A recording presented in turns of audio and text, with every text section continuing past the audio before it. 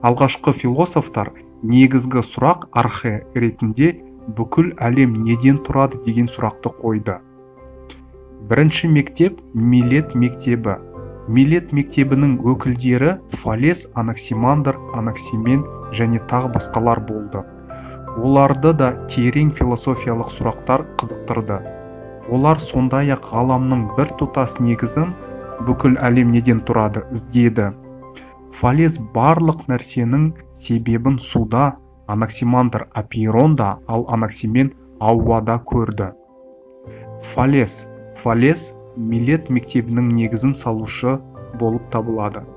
Ол барлық нәрсе дымқыл бастапқы заттан немесе судан пайда болады деп есептеді. Осы бір көзден бәрі үнемі туады. Фалестің айтуынша, жер суда қалқып жүреді және жан-жағынан мұхитпен қоршалған.